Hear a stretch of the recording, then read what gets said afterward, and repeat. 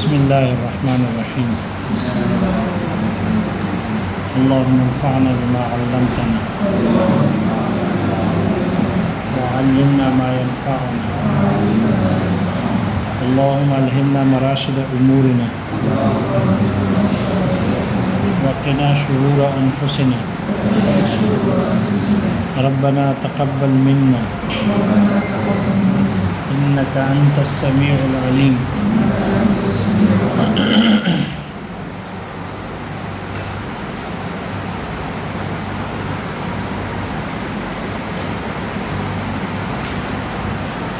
چار قسم کی دلالتیں گزر گئی جن سے جمہور حضرات سب حضرات ان سے استدلال کرتے ہیں، احناف بھی کرتے ہیں اور باقی حضرات مجتہدین اور ائمہ حضرات بھی اسی سے استدلال کرتے ہیں.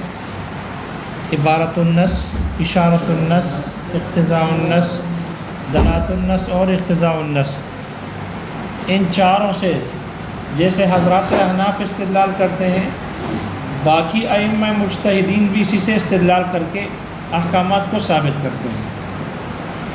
لیکن احناف حضرات صرف ان چار ہی سے استدلال کرتے ہیں. باقی جو دوسرے حضرات ائمہ ہیں جیسے کہ شوافی حضرات، وہ ان چاروں سے بھی استدلال کرتے ہیں. ان چاروں کے علاوہ اور بھی استدلال کے طرق موجود ہیں، اقسام موجود ہیں، جن سے یہ باقی ائمہ حضرات تو استدلال کرتے ہیں، احکامات ثابت کرتے ہیں، جبکہ احناف کے نزدیک ان طریقوں سے استدلال کر کے حکم کو ثابت کرنا اور استدلال کرنا وہ طریقہ استدلال فاسد ہے، وہ طریقہ استدلال فاسد ہے.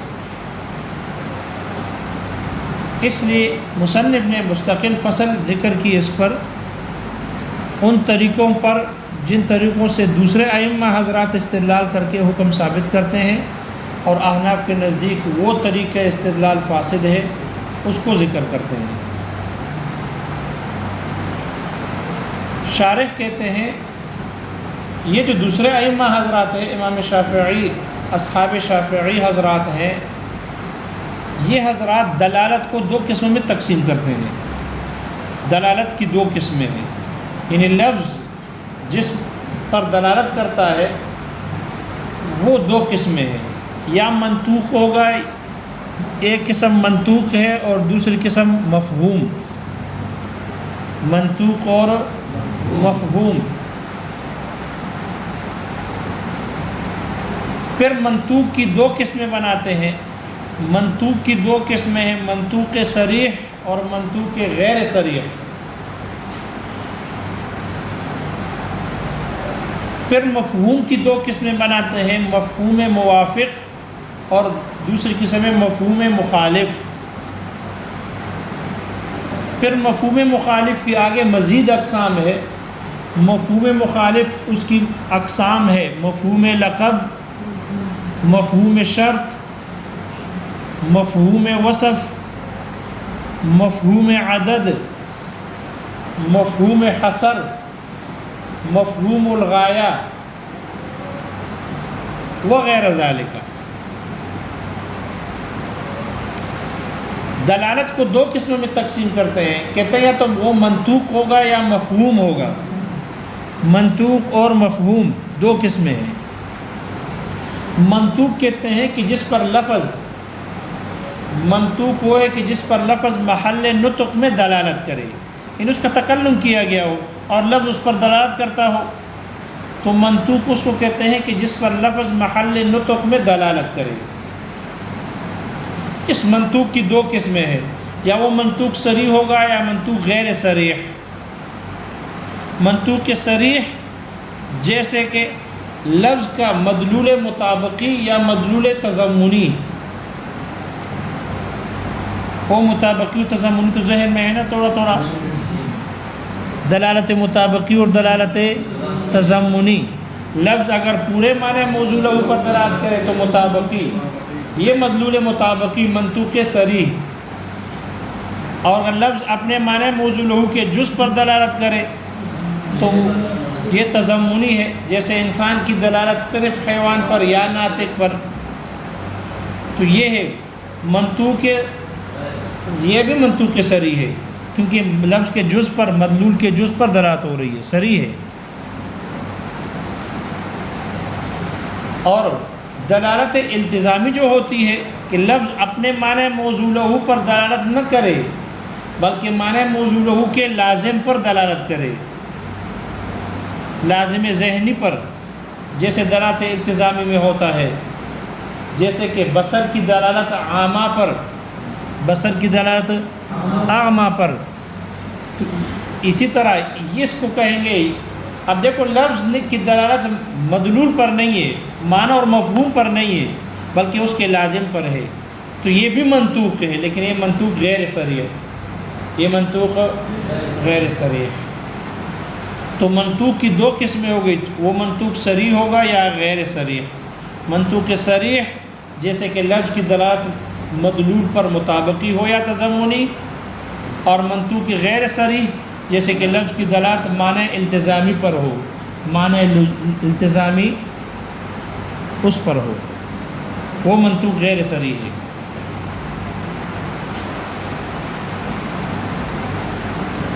دوسری ہے مفہوم۔ مفہوم وہ ہے کہ جس پر لفظ محل نطق میں دلالت نہ کرے بلکہ محل نطق کے علاوہ میں دلالت کرے۔ مفہوم وہ ہے کہ جس پر لفظ محل نطق میں دلالت نہ کرے بلکہ محل نطق کے علاوہ میں دلالت کرے۔ اس مفہوم کی دو قسمیں ہیں، یا وہ مفہوم موافق ہوگا یا مفہوم مخالف ہوگا۔ مفہوم موافق وہ مفہوم ہے، مفہوم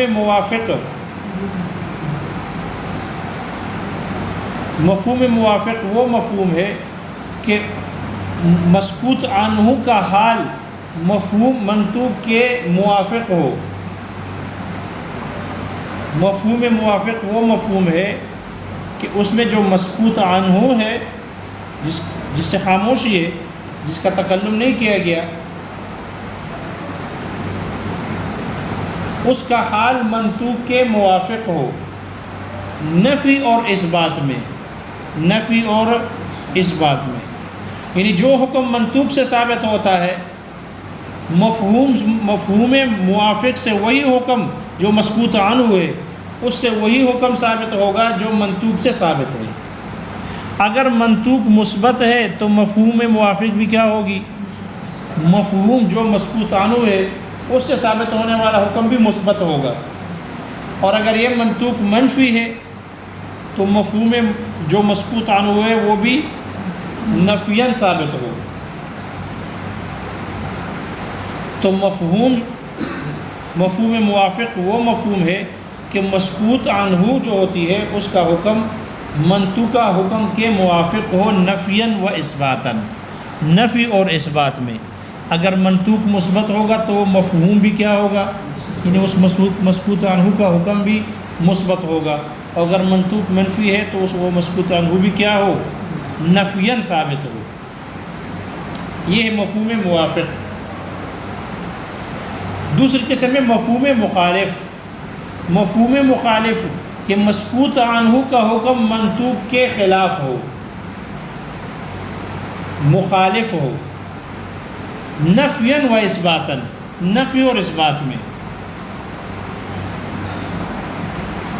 اگر منطوق اثباتاً ثابت ہو تو جو مفہوم ہے وہ نفیاً ثابت ہو، اس کا حکم نفیاً ہو، اور اگر منطوق نفیاً ثابت ہو تو مفہوم کا حکم جو مسکوت عنہ ہے وہ اثباتاً ثابت ہو۔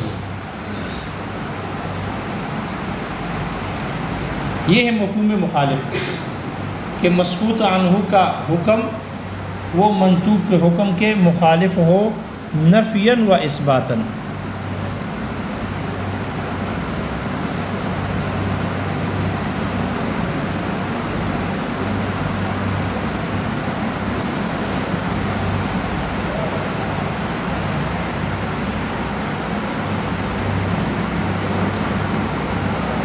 یہ یہ حضرات کہتے ہیں اس مفہوم مخالف سے یہ لوگ استدلال کرتے ہیں. پھر اس مفہوم مخالف کی آگے اقسام ہیں.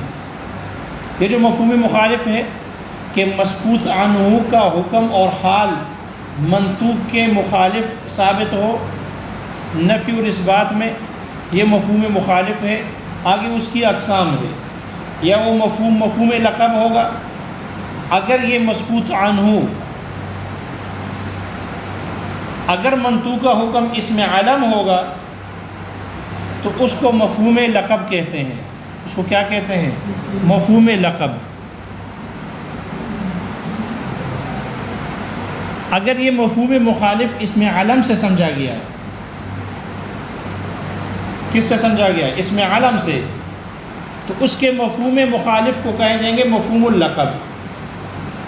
دیکھو منطوق، یہ منطوق ہے، اس کا تکلم کیا گیا، اور یہ مسکوت عنہ ہے، اس کا تکلم نہیں ہوا، لیکن مسکوت عنہ کا حال منطوق کا حال کے مخالف ہے، تو یہ مفہوم مخالف ہو گیا. اس مفہوم مخالف کی اقسام ہے. پہلی قسم ہے مفہوم اللقب. اگر اسم علم کی صراحت کی گئی ہے تو اس کے علاوہ حکم کی نفی ہوگی. تو اگر اسم علم سے اس کے مفہوم مخالف کا اعتبار کیا جائے گا تو اس کو کہتے ہیں مفہوم اللقب. مفہوم اللقب اگر اسم علم سے استدلال ہو. آگے مثال آ رہی ہے اسم علم سے. مثال کے طور پر جاء زید، جاء زید، زید آ گیا.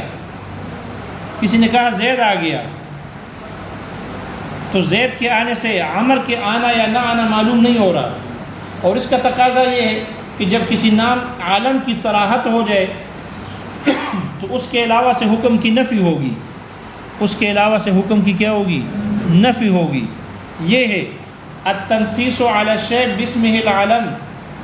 کسی شے کی صراحت کر دینا اس کے عالم کے نام کے ساتھ. یدل علی النفی عما عداہ، یدل علی التخصیص یا یوجب التخصیص. یہ تخصیص پر دلالت کرتا ہے کہ یہ آنے کا حکم اسی علم کے ساتھ خاص ہے، اس کے علاوہ سے حکم کی نفی ہوگی.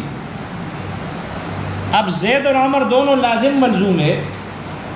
کسی نے کہا جاء زید، زید آ گیا، تو زید کے آنے سے عمر کا آنا یا نہ آنا معلوم نہیں ہو رہا، لیکن چونکہ یہاں علم کی صراحت ہو گئی تو ان کے اس استدلال فاسد کے مطابق پھر یہ ہوگا کہ جب عالم کی صراحت ہو جائے تو اس کے علاوہ سے حکم کی نفی ہوگی. زید آ گیا اس کا مطلب ہے عمر نہیں آیا، بکر نہیں آیا، خالد نہیں آیا.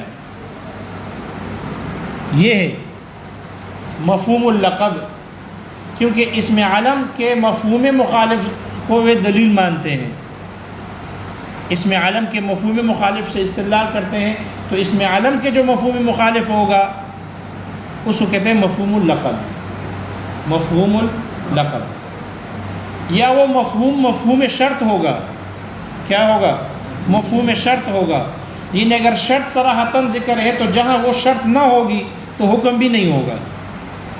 جہاں شرط نہ ہوگی حکم بھی نہیں ہوگا.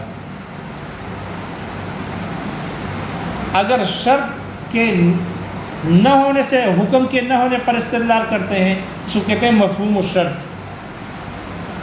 یا وہ مفہوم الوصف ہوگا، یعنی صفت کے نہ ہونے پر حکم ثابت کرتے ہیں، اور جہاں وہ صفت نہ ہو اس کے نہ ہونے سے حکم کی نفی کرتے ہیں. حکم کو صرف اسی وصف کے ساتھ خاص کرتے ہیں. آگے اس کی مثالیں آ رہی ہے. وَمَن لَّمْ يَسْتَطِعْ مِنكُمْ طَوْلًا، تو آگے ہے من فتياتكم المؤمنات. من فتياتكم المؤمنات، اگر آزاد عورت کی طاقت نہیں رکھتا نکاح کرنے کی تو پھر باندیوں سے نکاح کرے، اور اپنی ان باندیوں سے جو مومنات ہے، باندیوں کے ساتھ قید لگی مومنات کی. تو جہاں یہ صفت نہ ہوگی وہاں حکم بھی نہیں ہوگا. جو آزاد کی قدرت نہ رکھ سکتا ہو وہ نکاح کرے. شرط یہ ہے باندی سے نکاح کرے. یہ شرط آ گئی، آزاد کی قدرت نہ رکھتا ہو باندی سے نکاح کرے. تو جہاں یہ شرط نہ ہوگی حکم نہیں ہوگا. یعنی جو آزاد سے قدرت رکھتا ہو نکاح کرنے کی اس کے لیے باندی سے نکاح ناجائز ہے. یہ ہے مفہوم الشرط. اور مفہوم الوصف باندی کے ساتھ مومنات کی قید لگ گئی. اب جو باندی مومنہ ہوگی تو حکم ہوگا نکاح کرنے کا، جو باندی مومنہ نہیں ہوگی نکاح نہیں کر سکتے کیونکہ وصف موجود نہیں ہے، صفت نہیں ہے. تو نفی الحکم عما عداہ، اس کے علاوہ سے حکم کی نفی کرتے ہیں اور حکم کو اسی کے ساتھ خاص کر دیتے ہیں صفت کے ساتھ. اور یہ تین قسم سمجھ میں آ گئی. یا وہ مفہوم العدد ہوگا، یعنی اگر کسی جگہ عدد کی صراحت ہو گئی ہے تو جہاں وہ عدد ہوگا تو حکم ثابت ہوگا، جہاں وہ عدد نہیں ہوگا حکم بھی ثابت نہیں ہوگا. مثال کے طور پر حدیث میں آتا ہے، آپ علیہ الصلوۃ والسلام نے فرمایا خمس من الفواسق، 5 چیزیں فواسق میں سے ہے، یقتلن فی الحل والحرم، ان کو حل ہو یا حرم ہو جہاں ملے ان کو قتل کیا جائے گا. خمس من الفواسق یقتلن فی الحل والحرم، تو 5 چیزیں ہیں. اب دیکھو عدد کی صراحت آ گئی، 5 ہے. اس میں یہی ہے، کتا ہے، الکلب العقور والحیۃ والعقرب والفارۃ والحداءۃ، چیل.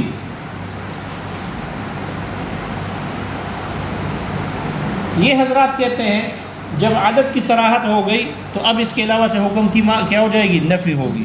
5 فواسق میں سے ہیں، 5 کے علاوہ نہیں ہے. وہ مفہوم العدد سمجھ میں آ گیا. یا وہ مفہوم الغایہ ہو. غایہ کا مطلب یہ ہے کہ جہاں غایہ کا ذکر آ جائے صراحتاً تو غایہ کے علاوہ سے حکم کی نفی ہوگی، بس وہ حکم غایہ ہی کے ساتھ خاص ہوگا، اس کے علاوہ سے حکم کی نفی ہوگی. فاغسلوا وجوہکم وایدیکم الی المرافق، غایہ آ گیا مرافق تو بس دونے کا حکم مرفق ہی تک ہے، مرفق کے علاوہ سے دونے کا حکم کا نفی ہے. اس کو کہتے ہیں مفہوم الغایہ.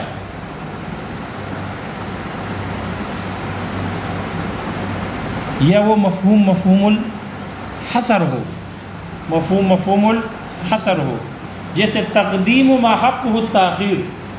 اگر کسی چیز کا حق مؤخر ہے اس کو مقدم کیا جائے حصر کی وجہ سے تو وہ کہتے ہیں بس یہ حکم اسی کے ساتھ خاص ہے، اس کے علاوہ سے حکم کی نفی کرتے ہیں. اس کو مفہوم حصر کہتے ہیں. یا کسی نام کے صراحت یا کسی وصف کو ذکر کیا گیا ہو، کسی مدح کے طور پر ہو یا ذم کے طور پر ہو یا کشف کے طور پر ہو یا کسی اور فائدہ یعنی لذت حاصل کرنے کے لیے کسی شے کو ذکر کیا گیا ہو تو اس کے علاوہ سے حکم کی یہ لوگ نفی کرتے ہیں.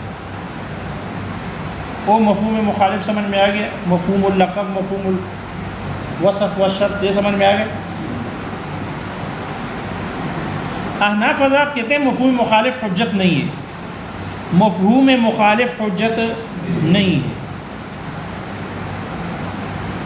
اگر ہم ان بعض حضرات کا اس استدلال کو حجت سمجھ لے اور مان لے، جیسے کہ ان حضرات نے استدلال کیا ہے مفہوم مخالف سے، جن میں شیخ ابو بکر دقاق، ابو حامد اور حنابلہ اور اشاعرہ ہے، یہ حضرات اس مفہوم اللقب سے استدلال کرتے ہیں. احناف کہتے ہیں کہ اگر ہم اس استدلال کو حجت مان لے تو بعض جگہ کفر لازم آئے گا. کیا لازم آئے گا؟ کفر لازم آئے گا. جیسے کوئی آدمی کہے محمد الرسول اللہ صلی اللہ علیہ وسلم، محمد اللہ کے رسول ہے، تو محمد ہی کے ساتھ رسول کا حکم خاص کر دیا.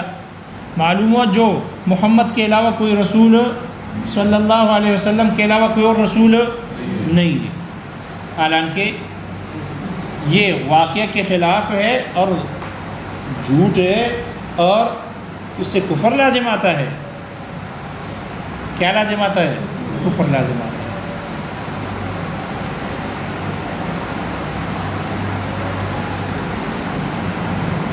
اس لیے اگر کوئی آدمی یہ کہے جاء زید، زید آ گیا، تو اسے امر کے آنے کی نفی تو نہیں ہو رہی، امر کا آنا نہ آنا یہ تو معلوم نہیں ہو رہا، کیونکہ اس کا تکلم ہی نہیں کیا گیا۔ تو احناف حضرات کہتے ہیں کہ یہ طریقہ استدلال، مفہوم مخالف سے استدلال کرنا، یہ فاسد اور باطل ہے۔ کیوں؟ اس لیے کہ جس چیز جس کا تکلم کیا گیا ہے، نطق کیا گیا ہے، وہ منطوق ہے، تو منطوق جس کو شامل ہوگا اسی میں حکم نفی اور اثبات میں ثابت ہوگا۔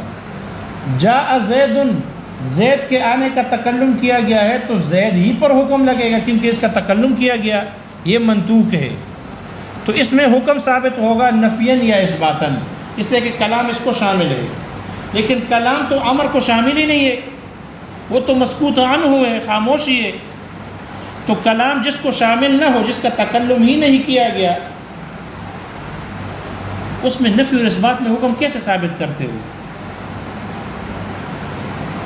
نفی اور اثبات میں اس میں حکم ہو، کیونکہ یہ جو نفی اور اثبات ہوتی ہے نا، یہ تناول اور متناول شامل ہونے کی صفت ہے۔ کلام جس کو شامل ہوگا اس میں نفی اور اثبات میں حکم ثابت ہوگا، کلام جس کو شامل ہی نہ ہو، یعنی جس کا تکلم ہی نہیں کیا گیا ہو، تو وہاں نفی اور اثبات میں بھی حکم کو ثابت نہیں کیا جا سکتا۔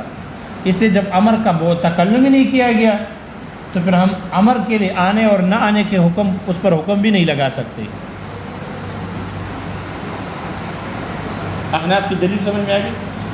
احناف کہتے ہیں جس شے کا تکلم نہیں کیا گیا، یہ کلام منصوص، یہ نص اس مسکوت عنہ کو شامل ہی نہیں ہے، تو جب شامل ہی نہیں ہے تو پھر اس میں نفی اور اثبات میں حکم بھی ثابت نہیں کر سکتے۔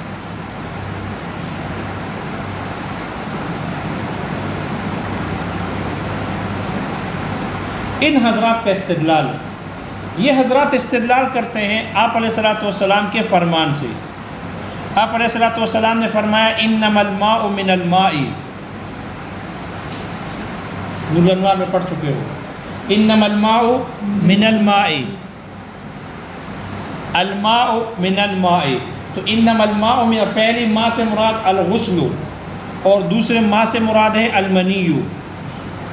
تو انما الماء من الماء، انما الغسل من المنی، غسل واجب ہوگا منی کی وجہ سے۔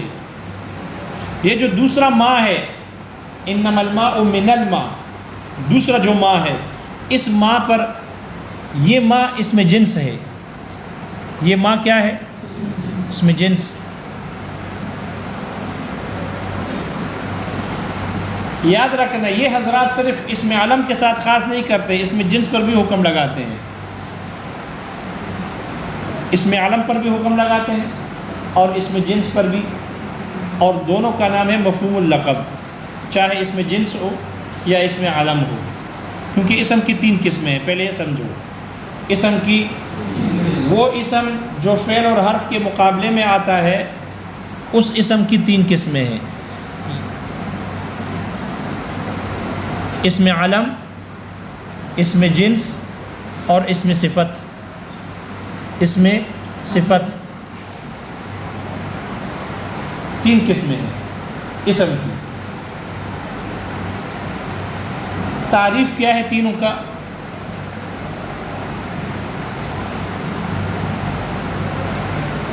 جس اسم میں کا نفس تصور، اسم کا نفس تصور شرکت سے یا معنی ہوگا یا نہیں ہوگا، کسی اسم کا نفس تصور شرکت سے معنی ہوگا یا معنی نہیں ہوگا۔ اگر معنی ہو تو وہ ہے علم، آپ نے کسی اسم کا تصور کیا لیکن اس میں شرکت نہیں ہو سکتی،